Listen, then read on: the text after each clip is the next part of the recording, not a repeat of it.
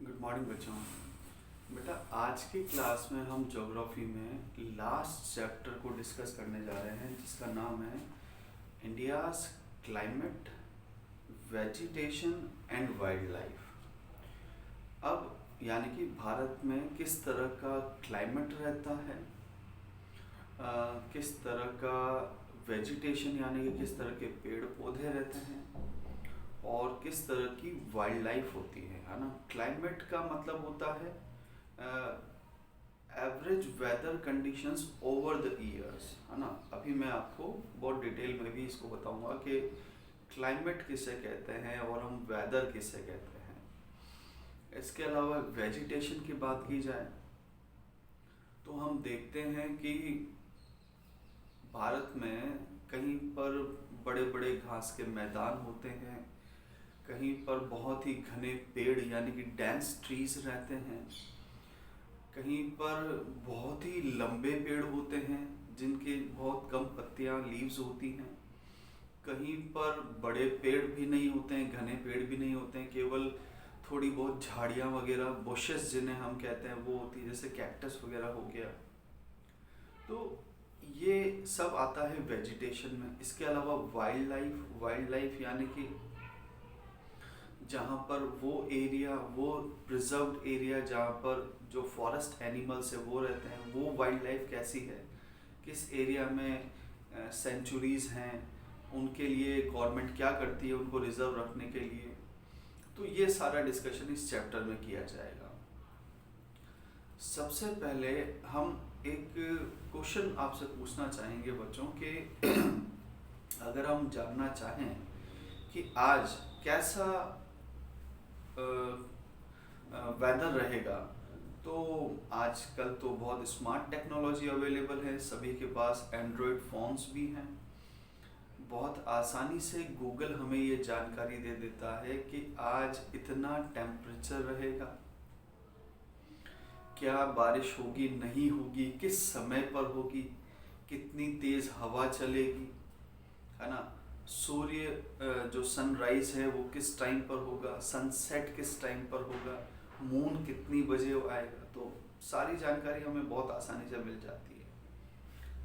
तो बात मैं ये सिखाना चाह रहा हूँ बच्चों की वेदर, ये जो आप इंफॉर्मेशन देखते हैं डे टू डे रोज़ाना की, उसे कहा जाता है वेदर। यानी कि weather is day to day, दिन प्रतिदिन, डे टू डे मतलब रोज़ाना। Weather is basically a day-to-day change in climate, rain and the speed of the wind. जब रोज़ाना कैसा मौसम रहेगा, कितना टेम्परेचर रहेगा, कितनी तेज़ हवाएं चलेंगी, बारिश होगी नहीं होगी, जब हम ये डे टू डे इंफॉर्मेशन के बारे में बात करते हैं कि आज कैसा होगा, कल कैसा रहेगा, परसों कैसा होगा, तो कंसेप्ट कहा जाता है वेदर। क्लियर आई बात समझ में? टर्म हुई क्लियर वेदर के बारे में। अब ये बात तो आप बहुत आसानी से समझ गए होंगे कि जब वेदर हॉट होता है तब हम इस तरह की जैकेट्स नहीं पहन सकते हैं। यानी कि जब टेम्परेचर राइज करता है तब हम वुलन क्लोथ्स को वियर नहीं कर सकते हैं। खाने पीने की चीज़ें भी हमारी ठंडी होती है, जैसे आइसक्रीम्स, कोल्ड ड्रिंक्स वगैरह। वहीं पर अगर कोल्ड वेदर होता है तो हमें गर्म कपड़ों की भी ज़रूरत पड़ती है और हमारा खान पान भी बदल जाता है। हम गर्म चीज़ें खाते हैं अपने आप को गर्म रखने के लिए और गर्म कपड़े भी पहनते हैं। तो यही वेदर जो बदल रहा है ये कि 4 फेजेस में चेंज होता है और इसे ही कहा जाता है सीजन। यानी कि अगर हम बड़े लेवल पर बात करें तो इंडिया में देयर आर 4 सीजन्स। एक होता है बेटा कोल्ड वेदर सीजन, जिसे विंटर भी कहा जाता है, और इसका ड्यूरेशन होता है दिसंबर टू फैब चल रहा है, फैब के एंड आते आते तक काफ़ी हद तक विंटर खत्म हो जाता है। फिर हॉट वेदर सीजन जिसे हम समर भी कहते हैं, जो ऑलमोस्ट मार्च से स्टार्ट होता है और मई जून तक चलता है, मई तक ऑलमोस्ट चलता है।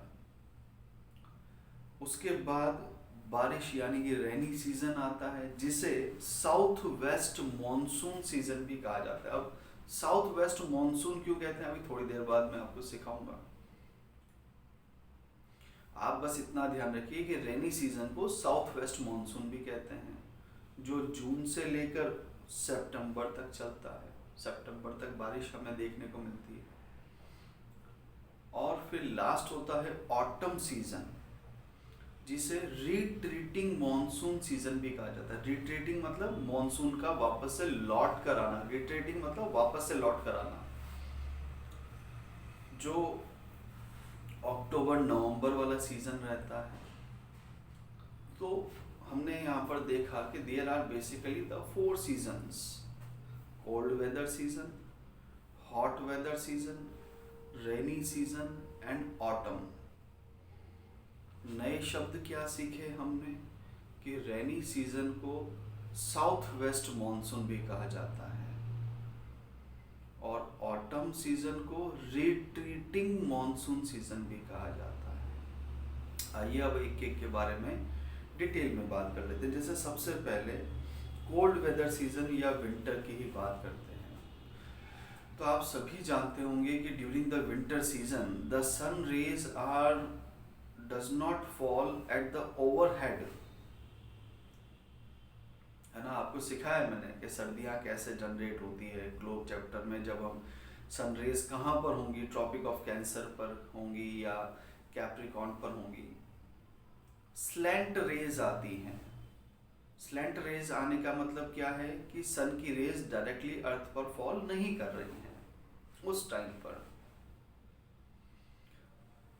पर सन की रेज होती हैं ट्रॉपिक ऑफ कैप्रिकॉर्न में। खैर इतनी डिटेल है नहीं, आप बस इतना याद रखिए कि विंटर सीजन के टाइम पर सन रेज डायरेक्टली फॉल नहीं करती हैं। इस वजह से अगर डायरेक्टली फॉल नहीं कर रही हैं, स्लैंट है, तो टेम्परेचर डाउन होगा।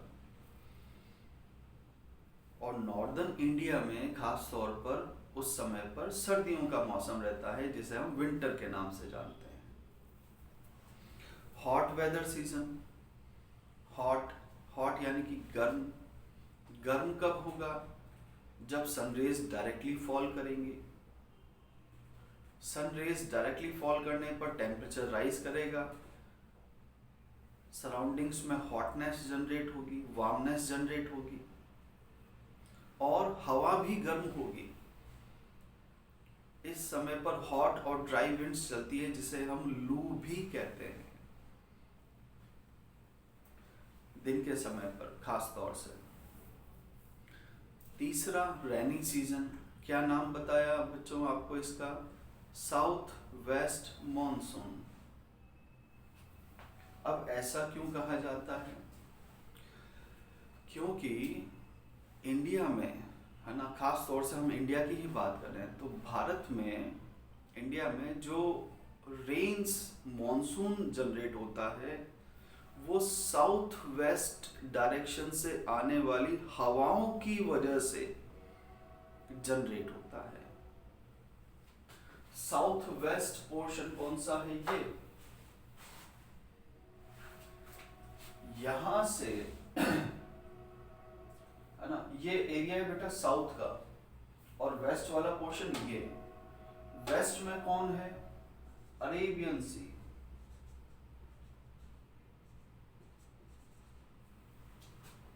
तो अरेबियन सी से विंड्स जनरेट होती हैं, हवाएं चलना स्टार्ट होती हैं। किस डायरेक्शन में? इस डायरेक्शन में, लाइक दिस। जब हवाएं अरेबियन सी से जनरेट होती है, they carry moisture, water vapours को वो अपने साथ कैरी करती हैं और धीरे धीरे आगे की ओर, नॉर्थ की ओर बढ़ती हैं, ऊपर की ओर बढ़ती हैं, यानी कि इस डायरेक्शन में। इस डायरेक्शन में,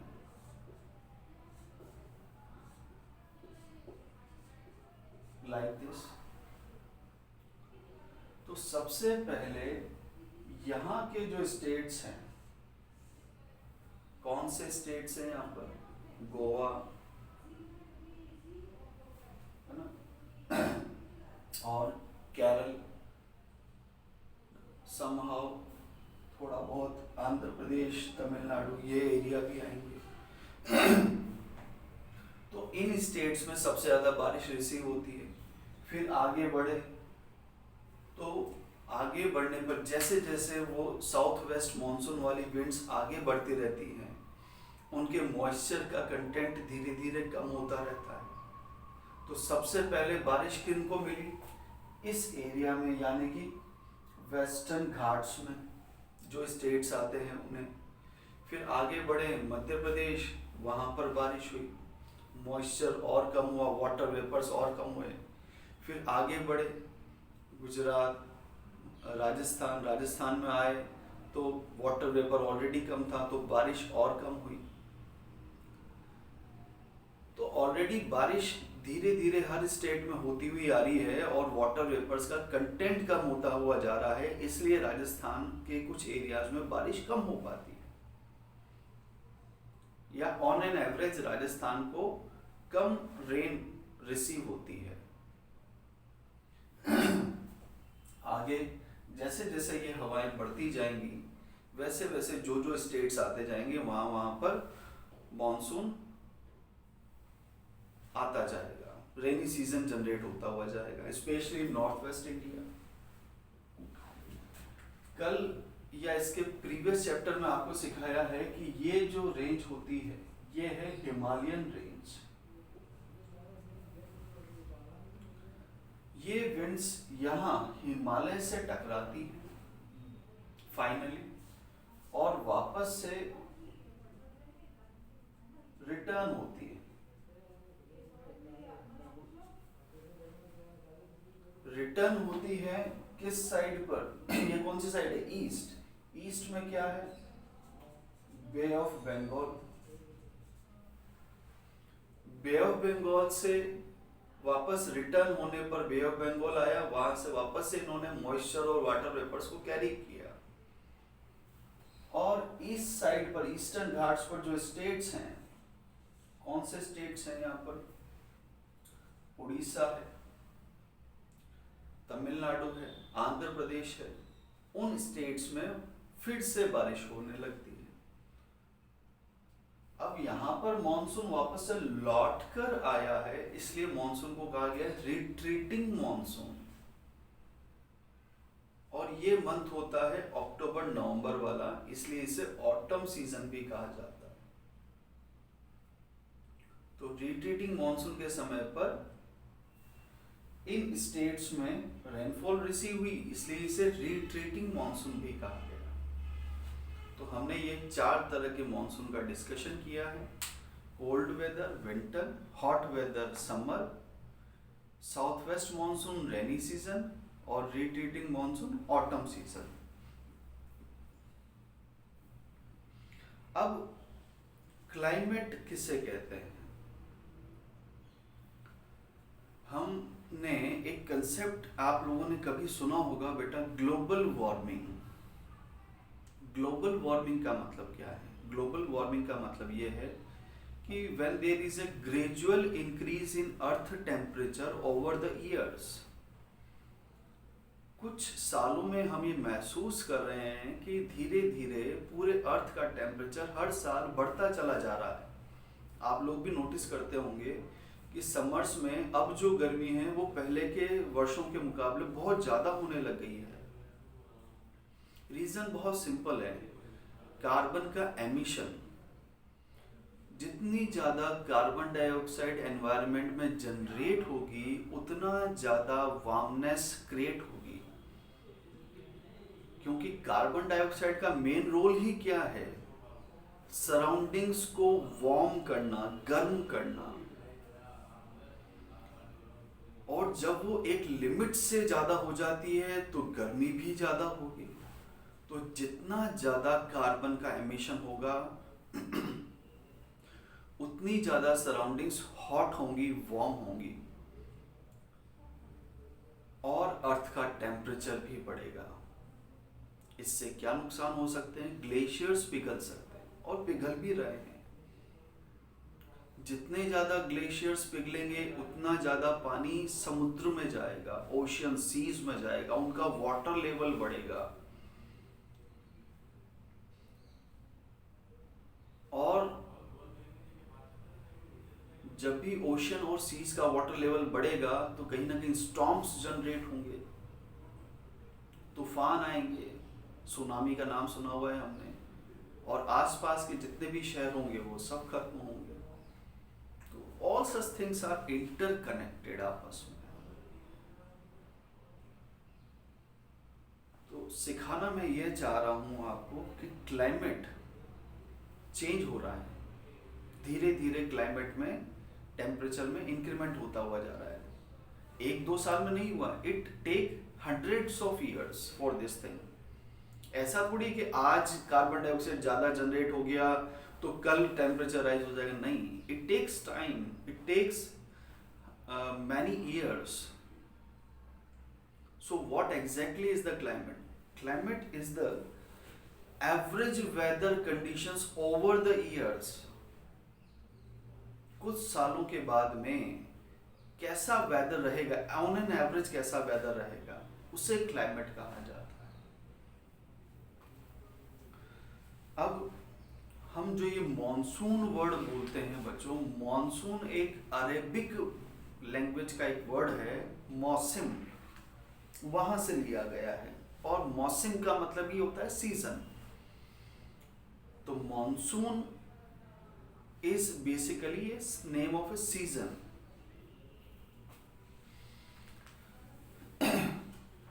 और मॉनसून के ऊपर, सीजन के ऊपर, मॉनसून के लिए इंडिया काफ़ी ज़्यादा डिपेंडेंट है, क्योंकि इंडिया में इंडियन इकोनॉमी एग्रीकल्चर पर डिपेंड करती है। और एग्रीकल्चर टोटली रेनफॉल के ऊपर डिपेंड करता है कि बारिश अगर सही होगी, क्योंकि ये चीज हमारे कंट्रोल में नहीं है, रेनफॉल हमारे कंट्रोल में नहीं है, इट्स ए नेचुरल थिंग।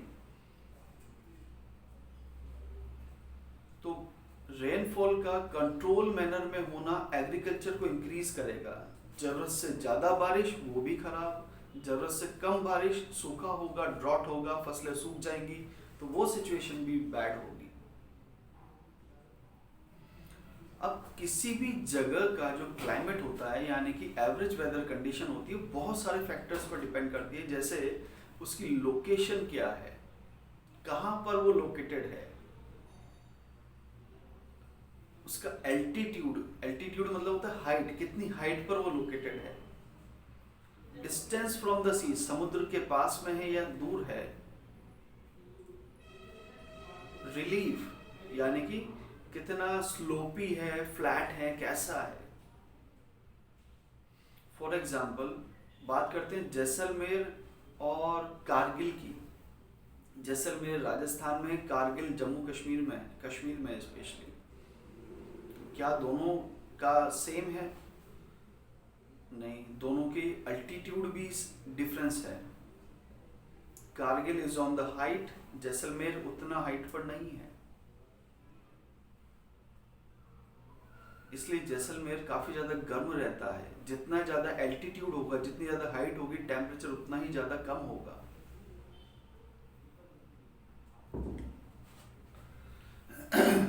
इसलिए जैसलमेर में डेजर्ट है, कल पिछले चैप्टर में पढ़ाया आपको, थार डेजर्ट। ये वाली बेल्ट जो होती है, this is the Thar desert.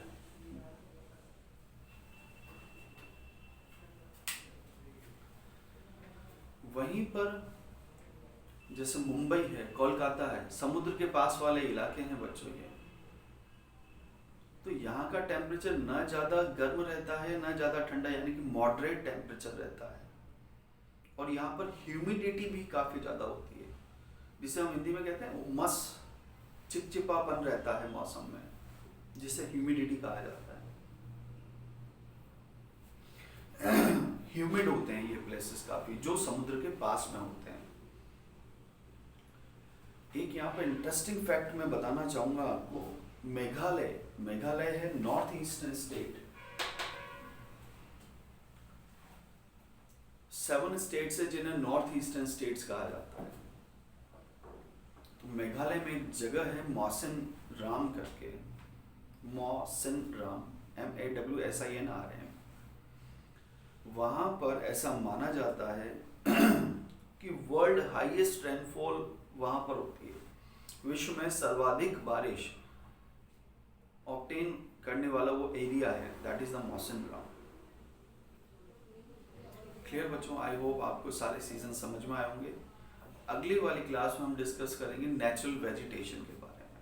Thank you so much.